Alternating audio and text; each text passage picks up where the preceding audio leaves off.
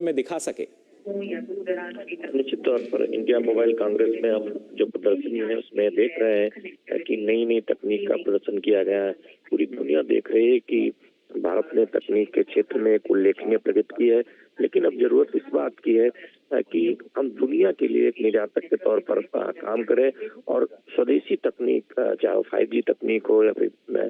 6G की हम बात कर रहे हैं, उसमें दुनिया को हम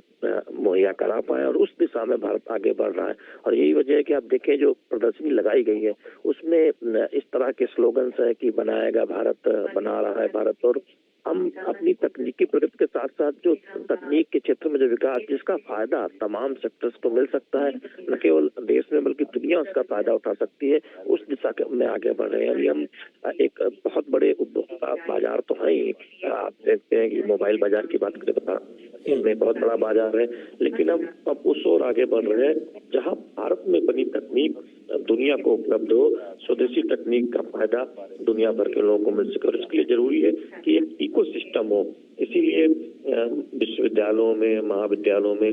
लैब की बात की जा रही है, जहाँ एक इकोसिस्टम बनेगा, जहाँ एक तरह से रिसर्च होगी, कैसे हम नई तकनीक पर काम कर सकते हैं और कैसे वो एक मानव संसाधन, एक वर्क फोर्स तैयार कर सकते हैं। और यही वजह है कि हम देख रहे हैं कि विश्वविद्यालयों में लैब की शुरुआत भी होने जा रही है, तो ऐसे लैब शुरू होंगे। तो इससे एक बहुत बड़ा एक तरह जो गैप है, अच्छी हम जानते हैं कि अगर आप बीते दशकों में देखें तो भारत ने मोबाइल में और तमाम तकनीकी क्षेत्रों में प्रगति तो की थी, लेकिन हम तकनीक के मामले में विदेशों पर निर्भर थे, आयात पर निर्भर थे। लेकिन हाल के वर्षों में एक बड़ा बदलाव आया है जब हम देख रहे हैं कि हम स्वदेशी तकनीक पर आगे बढ़ रहे हैं, स्वदेशी तकनीक पर काम कर रहे हैं। जी बिल्कुल, और वही जो तकनीक है उसकी जानकारी भी प्रधानमंत्री नरेंद्र मोदी लेते हुए नजर आए, जो प्रदर्शनी का जिसका उन्होंने उद्घाटन किया। और कहीं ना कहीं शैलेंद्र, देखा जाए तो एक रुचि जो है वो प्रधानमंत्री लेते हैं, प्रदर्शनी में जाते हैं, वहां पूरी जानकारी लेते हैं और उसके बाद कोशिश वो यही करते हैं कि जो नवाचार को बढ़ावा देने की बात उन्होंने अलग अलग मंचों से कई बार दोहराई है, फिर चाहे जब हम तकनीक को बढ़ावा देने की बात कर रहे हैं, और कोशिश यही है कि एक ना सिर्फ बेहतर निर्माता बल्कि उसके साथ साथ बेहतर निर्यातक की स्थिति में हमारा देश जो है वो खड़ा हो सके। लेकिन निश्चित तौर पर जब हम तकनीक के क्षेत्र में इतनी तेजी से विकास कर रहे हैं और दुनिया देख रही है कि भारत ने कितनी प्रगति की है, डिजिटल पेमेंट में हमने देखा कि भारत ने एक अगुवाई की है, तमाम विकसित देश भी भारत से सीख रहे हैं। मोबाइल क्रांति हम देख रहे हैं बीते दशकों में भारत में आई है, स्मार्टफोन आज आपको हर हाथों में दिखाई देता है। तब ये जरूरी है कि भारत इसमें हब भी बने स्वदेशी तकनीक पर, चाहे वो चिप निर्माण हो, सेमीकंडक्टर में आगे बढ़ने की बात हो, या फिर 5G तकनीक और 6G तकनीक की बात हो, और इसके साथ ही साथ उस इकोसिस्टम की बात हो जहाँ विश्वविद्यालयों में लैब हो, एक तरह से जरूरी मानव संसाधन हो। उन सब दिशा में आगे बढ़ने का काम प्रधानमंत्री नरेंद्र मोदी की अगुवाई में किया जा रहा है। और यही वजह है कि आप देखिए कि दुनिया भर की जो कंपनियां हैं वो तो भारत आ ही रही हैं, लेकिन अब जोर इस बात पर है कि जो हमारी अपनी कंपनियां हैं जो ग्लोबल हो रही हैं, जो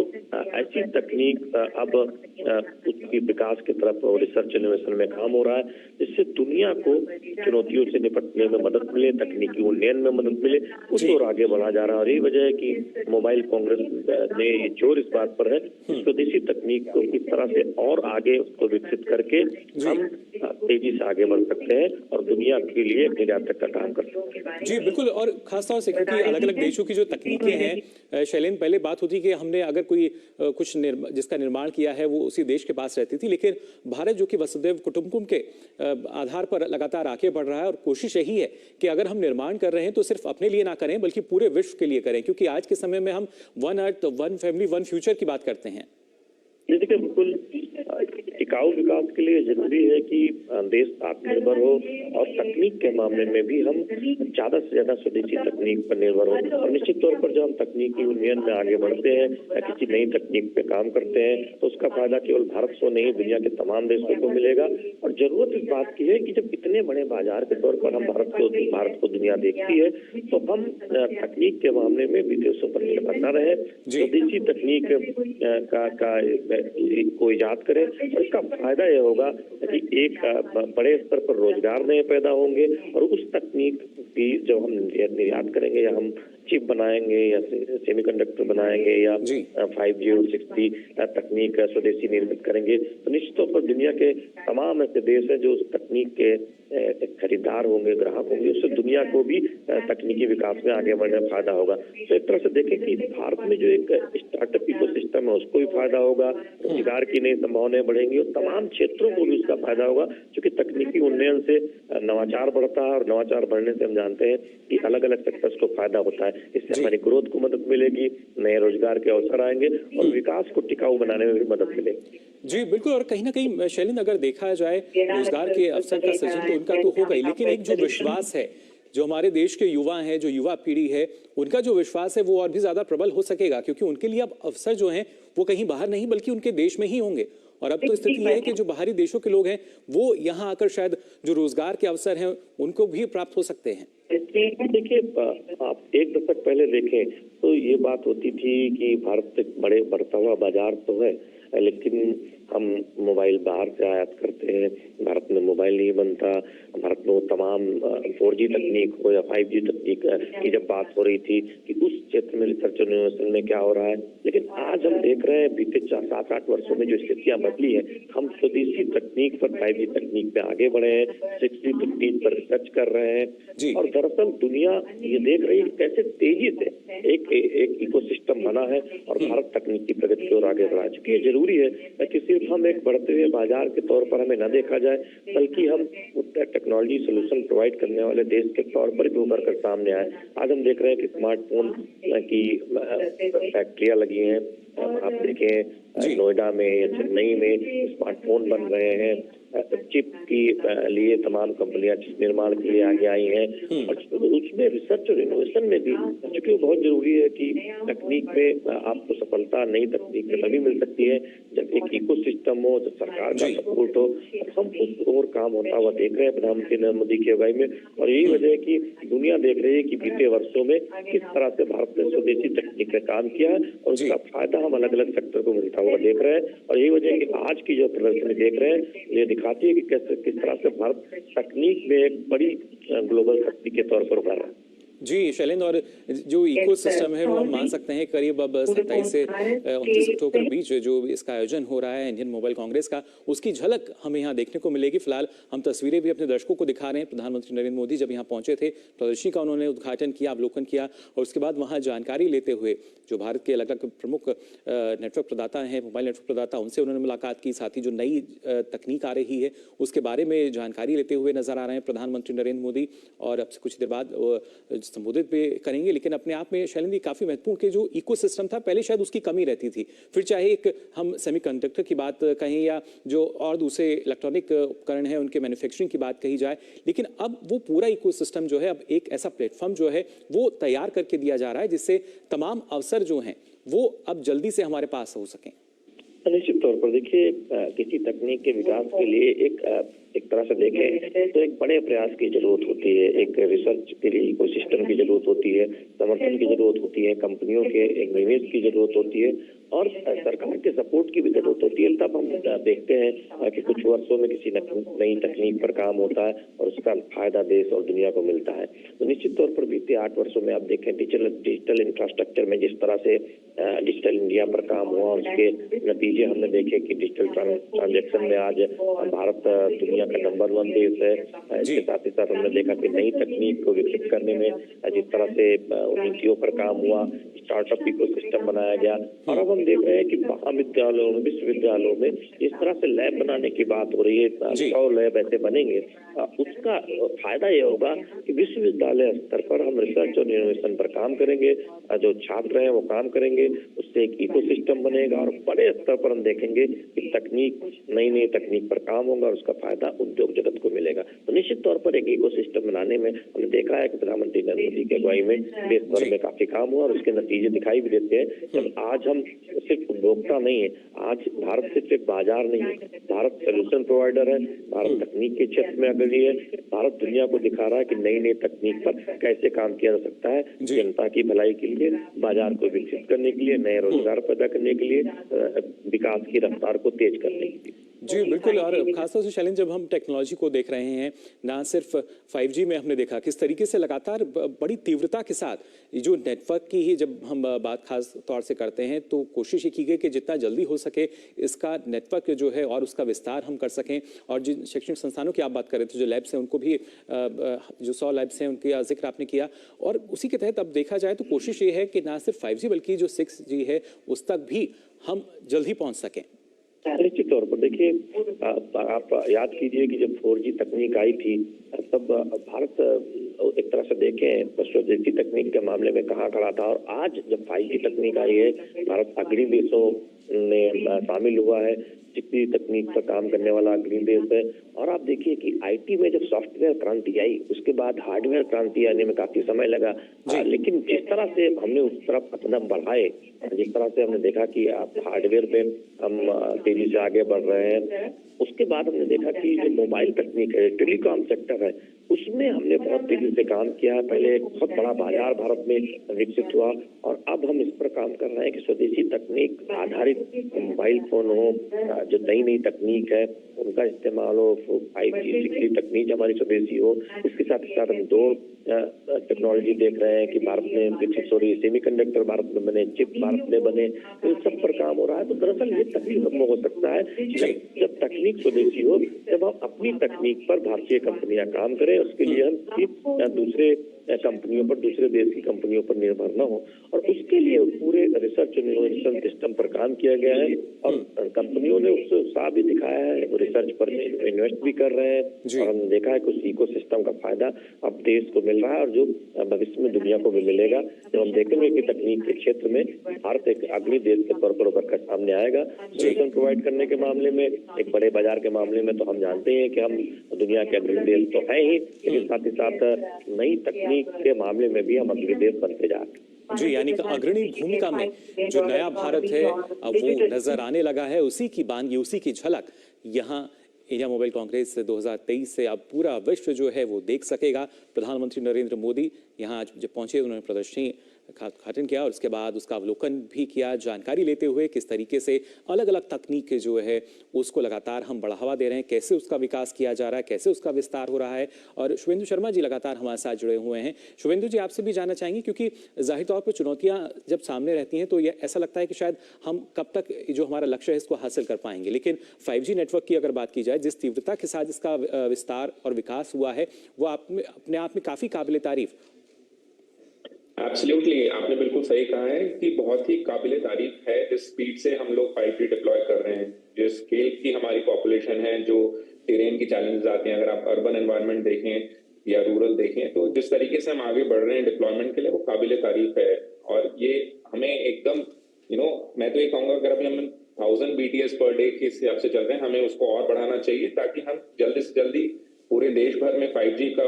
नेटवर्क फैला सकें और 6G की तरफ आगे बढ़ सकें। तो ये बिल्कुल सही कदम है और स्पीड बहुत मैटर करती है, क्योंकि अगर आप स्पीड से डिप्लॉय नहीं करेंगे तो कहीं ना कहीं आप जो विश्व के जो आप एक अपने आप को पोजीशन पे आप लाना चाहते हैं, जो आप लीडर बनना चाहते हैं,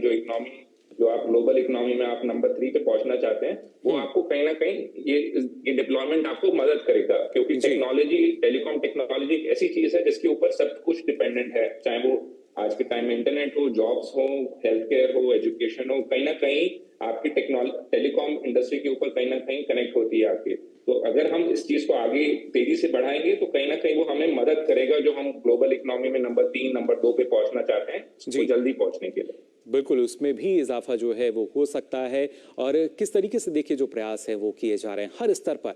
खासतौर से फिर चाहे आईटी हब के रूप में हम देखते हैं और अलग अलग जो उत्पाद हैं, जो इलेक्ट्रिकल प्रोडक्ट हैं, उनकी मैन्युफैक्चरिंग की जब बात की जाती है या उनको कैसे जो खासतौर से जो मेक इन इंडिया के तहत हम कह सकते हैं जो बढ़ावा दिया जा रहा है, और उसी वजह से जो दूसरी कंपनियां हैं, जो नामी गिरामी कंपनियां हैं दूसरे देशों की, वो लगातार अपना जो निवेश हैं वो भारत में करने के लिए रुचि भी दिखा रही हैं। शैलेंद्र, अगर बात की जाए, क्योंकि जो और भी जो देशों के प्रतिनिधि हैं वो यहाँ पर आ रहे हैं, जो तकनीक है वो भी दिखाई जाएगी, और खासतौर से अगले जो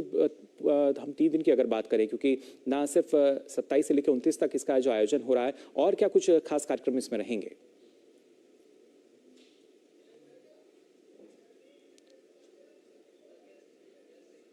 तो यहाँ पे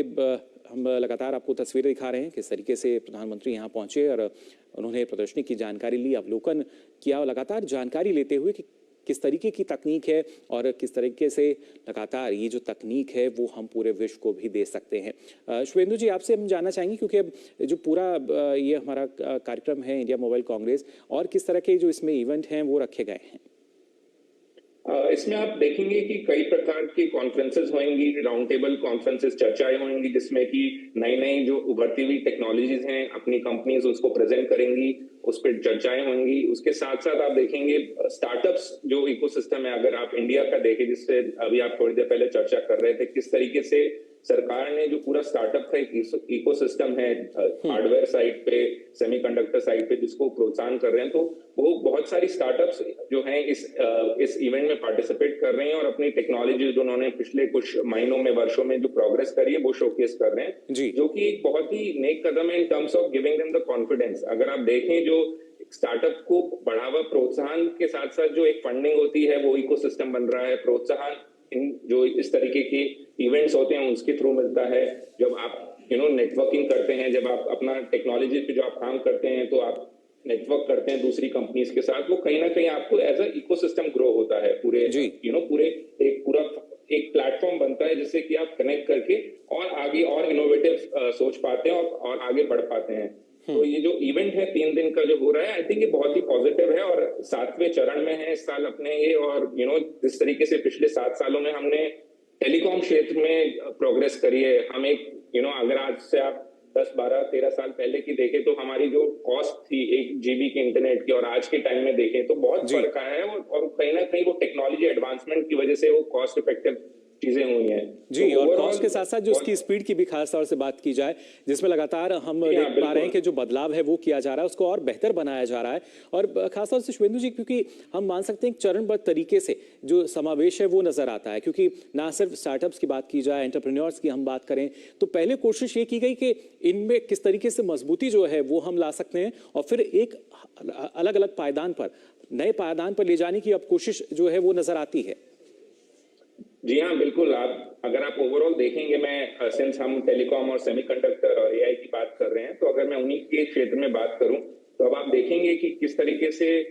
जो स्पेस एक्सप्लोरेशन है, अगर आप उसकी बात करें तो किस तरीके से सरकार ने उसकी पॉलिसी में चेंज लाए हैं और प्राइवेट कंपनी स्पेशली स्टार्टअप्स को मौका दिया जा रहा है कि वो स्पेस एक्सप्लोरेशन में काम करें। तो जो एक फ्यूचर विजन है जो इस सरकार का, वो बहुत ही सराहनीय कदम उठाए हैं सरकार ने कि वो यंग पॉपुलेशन है, यंग माइंड्स हैं, जो यंग टेक, जो कि एक यंग टेक्नोलॉजी का क्या होता था, उसने आईआईटी से पढ़ाई करी अपने और वो सीधा बाहर निकल जाता था। तो वो कहीं ना कहीं एक पॉलिसी मेकिंग की कमी थी कि जो ब्राइट माइंड था वो निकल जाता था देश से बाहर, और वो जो आईपी जो होता है, जो एक टेक्नोलॉजी जो बन के जो देश में रह सकती है, जो उसको आप आगे यूज कर सकते हैं, बेच सकते हैं, उसको पे आप आगे और काम कर सकते हैं, कहीं ना कहीं नहीं बन पाती थी। लेकिन जो फिलहाल कुछ सालों में जो पॉलिसी चेंजेस हुई हैं उसकी वजह से अब लोग भारत को अपना प्रथम एक कार्य भूमि की तरह देखते हैं, जहां पर वो अपनी कर्म भूमि की तरह उसको लेते हैं, जो ब्राइट माइंड है, जो हमारे देश के फ्यूचर है, और वो यहीं रह के खाली जॉब नहीं करना चाहता बल्कि जॉब पैदा करना चाहता है। तो ये पूरा इकोसिस्टम बन रहा है, बहुत ही पॉजिटिव है। यंग माइंड्स रह के काम कर रहे हैं, उन्हें फंडिंग की अपॉर्चुनिटीज मिल रही हैं, उनको टेक्नोलॉजी में काम करने का प्रोत्साहन मिल रहा है, उनको एक फ्रीडम दी जा रही है कि आप जाइए आगे के विजन पे आप काम करिए, आप you do something which is wild and which is futuristic, which is really promising for just not for the India but the whole world. तो I think ये बहुत ही सही चीजें चल रही हैं, और अगर ऐसे ही आने वाले वर्षों में चलता रहा तो मुझे पूरा विश्वास है हमारा देश technology as far as hardware is concerned, as far as semiconductor is concerned, as far as AI is concerned, हम बहुत ही जल्द इन क्षेत्रों में भी वैसे ही लीड करेंगे जैसे हम आईटी सर्विसेज में पिछले दशकों से लीड करते आ रहे हैं। जी शुभेंदु जी, क्योंकि ना सिर्फ आईटी सेक्टर की हम बात करें, टेलीकॉम सेक्टर की बात की जाए, ये इस तरह के सेक्टर उभर कर अब सामने आए हैं जो कि एक तरीके से मजबूती दे रहे हैं भारतीय अर्थव्यवस्था को भी। और यहाँ पर जो सरकार की नीतियाँ हैं वो काफ़ी महत्वपूर्ण हो जाती हैं कि वो किस तरह की रही हैं। उन्हीं की बदौलत हम मान सकते हैं कि जो लगातार एक बड़ा बदलाव है वो हमें नजर आ रहा है। आपसे पहले शुभेंदु जी, एआई की जब हम बात करते थे तो शायद इतना विश्वास किसी को नहीं होता था, लेकिन अब हम कोशिश यही कर रहे हैं कि हर रोज एक नए पायदान की तरफ अग्रसर हो रहे हैं। बिल्कुल। अगर आप एआई की बात करें तो कहीं ना कहीं हमारे पास सॉफ्टवेयर एडवांसमेंट थे, लेकिन हम लैक करते थे जो एआई के लिए हार्डवेयर चाहिए होता है। जी। अगर आप उस हार्डवेयर को कंट्रोल नहीं कर सकते, जो जो जिसे हम कहते हैं चिप, जो चिप की सप्लाई चेन को अगर आप कंट्रोल नहीं कर सकते, तो कहीं ना कहीं आप खाली एक एआई का सॉफ्टवेयर बना के विश्व गुरु नहीं बन सकते। तो ये चीज आई थिंक सरकार ने बहुत अच्छे से समझी है, और उसी के तहत वो लोग पीएलआई स्कीम्स, जो डिपार्टमेंट ऑफ टेलीकॉम मैन्युफैक्चरिंग के क्षेत्र में पीएलआई स्कीम्स लेके आए हैं, जिसके तहत जो कंपनियां हैं, चाहे वो स्टार्टअप हो या मल्टीनेशनल कंपनीज हो, उनको प्रोत्साहन दे रही हैं पीएलआई के थ्रू कि वो यहाँ आए, यहाँ मैन्युफैक्चरिंग करें। यहाँ पर खाली जो रिसर्च और डिजाइन का काम हुआ करता था या टेस्टिंग वैलिडेशन का काम हुआ था, उसके अलावा साथ साथ मैन्युफैक्चरिंग भी भारत में हो। तो कहीं ना कहीं जब हमारे पास वो सप्लाई चेन की कंट्रोल हमारे हाथों में आएगी, हमारे देश के हाथों में आएगी, तो ये केवल आने वाले 4-5 सालों के लिए फायदेमंद नहीं है, आने वाले दशकों के लिए हमारे लिए फायदेमंद होने वाली है चीजें। क्योंकि अगर आप देखें आज के टाइम में ताइवान जैसा एक छोटा देश, जो दुनिया की जो सेमीकंडक्टर की, जिसे आप कह सकते हो हार्ट बीट है, तो वो एक छोटा सा देश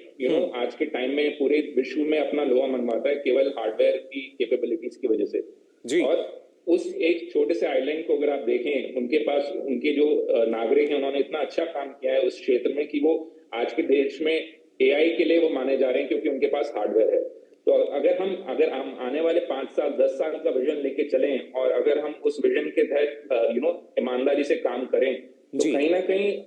मेरे को कोई डाउट नहीं है कि हम एआई के क्षेत्र में, हार्डवेयर के क्षेत्र में किसी से दूसरे नंबर पे रह पाएंगे। हम जरूर नंबर 1 पहुंचेंगे, और इसी स्पीड से और इसी लगन के साथ हमें आगे बढ़ना है। जी ज़रूर, और मैं उम्मीद करता हूं कि जल्द ही हम उस पायदान पर पहुंचेंगे जो पहले पायदान पर काबिज होंगे। और ख़ासतौर से ये अपने आप में काफ़ी महत्वपूर्ण कि जब हम नई तकनीक को बढ़ावा देने की बात करते हैं, प्रौद्योगिकी की बात करते हैं, तो उसके लिए किस तरह की नीतियाँ जो हैं वो बनाई जा रही हैं। लेकिन शुभेंदु जी, आपको लगता है कि उस तरह का जो विश्वास है वो भी दिलाना ज़रूरी है? अब से पहले शायद उस तरह का विश्वास जो है, फिर चाहे हम घरेलू स्तर पर देखें या जो बाहरी कंपनियाँ हैं, जब वो निवेश के लिए आती थी, शायद उनको उतना विश्वास नहीं दिला पाते थे। उस तरह का इंफ्रास्ट्रक्चर जो है शायद हम उनके सामने नहीं रख पाते थे। लेकिन आज के समय में हम कह सकते हैं कि अब कोशिश यही है कि ना सिर्फ जो इंफ्रास्ट्रक्चर है उसको बढ़ावा दिया गया है, बल्कि जो डिजिटल पब्लिक इंफ्रास्ट्रक्चर है उसमें भी एक बड़ा बदलाव जो है अब नजर आने लगा है। बिल्कुल, जो इसका पूरा श्रेय जाता है हमारी सेंट्रल गवर्नमेंट को, under the leadership of our prime minister Modi ji. अगर आप देखें पूरा जो कॉन्फिडेंस बिल्डिंग मेजर है पिछले 9 सालों में, इस सरकार ने जो विश्व स्तर पर हमें कॉन्फिडेंस दिया है, कि एक आत्मविश्वास हमें दिया है कि हम किसी के साथ, किसी भी देश के साथ आंखों में आंखें डाल के हम बिजनेस डीलिंग कर सकते हैं। आई थिंक वो बहुत ही सराहनीय कदम है जो उन्होंने उठाए। और ये ओवरनाइट नहीं होता है कि आप आज आए और कल को शुरू हो गया है। इसको करने में बहुत टाइम लगता है, इसमें एक डेडिकेशन चाहिए होती है। इसमें आपको जो पॉलिसी मेकिंग है, जो आपके जो आपका जिसे कहते हैं कि जो एक रेड कार्पेट चाहिए होता है, वो लाना, उसके अंदर आपको ये इंश्योर करना कि जो कंपनीज आ रही हैं उनको एक टैक्स रिजीम के अंदर एक स्टेबिलिटी मिले, और ये सब चीजें जो होती हैं पॉलिसी मेकिंग से आती हैं। ये आप, अगर आपकी पॉलिसी सही नहीं होगी, अगर आपकी पॉलिसी अनस्टेबल होगी, तो आप वो कॉन्फिडेंस बिल्डिंग मेजर्स आप नहीं कर सकते हैं। जी तो बिल्कुल। इसका पिछले 9 सालों के अंदर जो काम हुआ है, आई थिंक वो पिछले 60 साल का काम देखें और पिछले 9 साल का काम देख लें, आपको कोई भी एक देशभक्त इंसान को क्लियरली वो दिख जाएगा कि कितना फर्क है दोनों, अगर आप कंपेयर करेंगे। जी बिल्कुल, जो फ़र्क है वो सीधे तौर पे नज़र आ सकता है। उस तरह की नीतियां हैं, और ये कोशिश की जा रही है कि कैसे और ज़्यादा जो विश्वास है वो हम दिला सकते हैं। फिलहाल ये तस्वीरें जब प्रदर्शनी का उद्घाटन किया, उसके बाद उसका अवलोकन किया प्रधानमंत्री नरेंद्र मोदी ने, और अब से थोड़ी देर बाद वो इंडिया मोबाइल कांग्रेस